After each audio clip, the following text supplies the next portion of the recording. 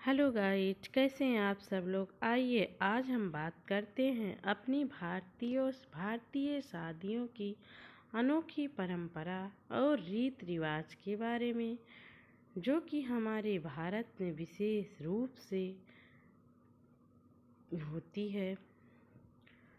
तो जो हमारी संस्कृति को संजोए हुए है, तो आइए उस बारे में बात करते हैं। उड़ीसा की जुआंग जनजाति की विवाह की अनोखी परंपरा। भारत विविध संस्कृतियों और परंपराओं का देश है, जहाँ हर क्षेत्र और समुदाय की अपनी अलग अलग रीति रिवाज होती है। विवाह की परंपराएं भी अलग अलग जनजातियों और समाजों में भिन्न होती हैं। उड़ीसा की गासाइका पहाड़ियों में निवास करने वाली जुआंग जनजाति में विवाह की एक अनूठी परंपरा है, जिसमें प्रेम, सहमत और सामुदायिकता, सहभागिता को विशेष महत्व दिया जाता है। आइए बात करते हैं कि उनके यहाँ अनोखी रस्म क्या है। तो वो मनके की माला एक अनोखी रस्म है। जुआंग जनजाति में विवाह की प्रक्रिया पारंपरिक प्रेम विवाह पर आधारित होती है। यहाँ विवाह किसी सामाजिक दबाव या पारिवारिक हस्तक्षेप से नहीं, बल्कि प्रेम और आपसी सहमति से संपन्न होता है। विवाह की शुरुआत तब होती है जब दूल्हा दुल्हन को मनके यानी मोती की माला भेंट करता है। ये माला प्रेम, निष्ठा और समर्पण का प्रतीक होती है। यह दुल्हन इस माला को स्वीकार कर लेती है तो ये उसकी सहमति मानी जाती है और दोनों का विवाह तय हो जाता है। इस प्रक्रिया में किसी बाहरी औपचारिकता की आवश्यकता नहीं होती है, केवल प्रेम और स्वीकृति की ही सबसे महत्वपूर्ण मानी जाती है। ये नहीं है कि पहले जाओ लड़की देखो, फिर शादी तय करो, फिर डेट रखो। ये सब वहाँ पर नहीं होता है। केवल मन के मोती की माला लड़का भेंट कर दे, बस पसंद शादी। विवाह उत्सव और पारंपरिक रीति रिवाज। हालांकि विवाह की प्रमुख प्रक्रिया बहुत सरल होती है, लेकिन इसे पूरे समुदाय द्वारा एक उत्सव के रूप में मनाया जाता है। विवाह के अवसर पर गांव के लोग एकत्र होते हैं और पारंपरिक गीतों और नृत्य के माध्यम से खुशी व्यक्त करते हैं। विवाह समारोह में न केवल वर वधू बल्कि पूरा समुदाय सक्रिय रूप से शामिल होता है। विशेष भोज का आयोजन किया जाता है, जिसमें सभी लोग मिलकर खाते पीते और आनंद लेते हैं। इस दौरान वधू और वर को समुदाय के बुजुर्गों का आशीर्वाद मिलता है, जो उनके सुखी और समृद्ध दाम्पत्य जीवन की कामना करते हैं। हाँ भैया, बुजुर्गों का आशीर्वाद तो बहुत जरूरी होता है। सांस्कृतिक और सामाजिक महत्व। जुआंग जनजाति की ये विवाह परंपरा सामाजिक सादगी और आत्मनिर्भरता को दर्शाती है। यहाँ विवाह किसी दिखावे या बाहरी आडंबर से मुक्त होता है और इसे सामाजिक समरसता और सामूहिकता का प्रतीक माना जाता है। इस विवाह में केवल दो व्यक्तियों के बीच का संबंध नहीं, बल्कि पूरे समुदाय का एक साझा उत्सव होता है।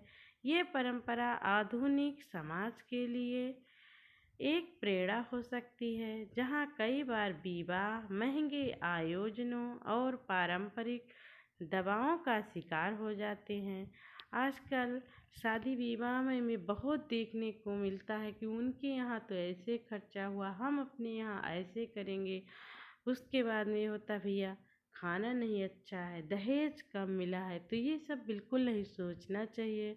आजकल हमारी पढ़ी लिखी समाज है, हमारी पीढ़ी पढ़ी लिखी है, समझदार पीढ़ी है, तो दहेज तो बिल्कुल नहीं लेना चाहिए।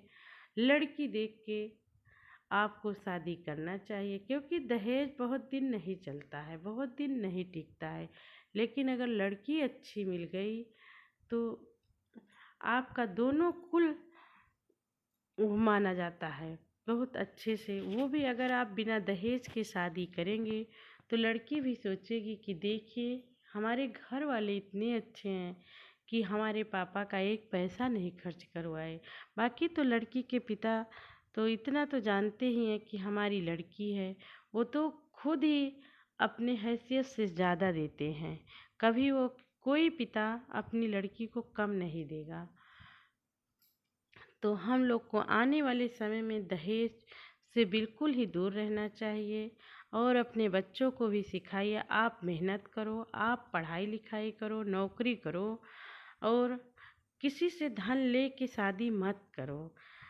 आपको दिखाना, आप अपने पैसे से दिखाओ, अपने पैसे से कुछ करो। किसी का दिया हुआ पैसा आपके पास कितने दिन टिकेगा। तो हमारे समाज में बदलाव लाना बहुत ज़रूरी है और ये थोड़ा दिखावटीपन वाला भी, उससे क्या लेना देना है। तो आइए हम बात करते हैं अपनी कहानी की तरफ, अपने रीति रिवाज की तरफ। तो ये परंपरा आधुनिक समाज के लिए एक प्रेरणा हो सकती है, जहाँ कई बार विवाह महंगे आयोजनों और पारिवारिक दबावों का शिकार हो जाते हैं। जुआंग जनजाति की विवाह प्रक्रिया प्रेम, संस्कृति और सहजता पर आधारित है, जो ये दर्शाती है कि विवाह केवल एक सामाजिक अनुबंध नहीं बल्कि दो आत्माओं का मिलन है। निष्कर्ष। तो आइए देखते हैं कि इससे क्या निष्कर्ष निकलता है इस तरीके की शादी विवाह करने से।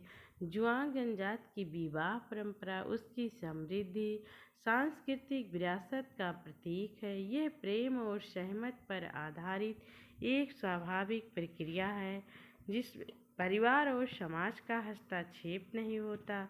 इस विवाह प्रणाली की सबसे बड़ी विशेषता इसकी सादगी, सामूहिकता और पारस्परिक सम्मान है।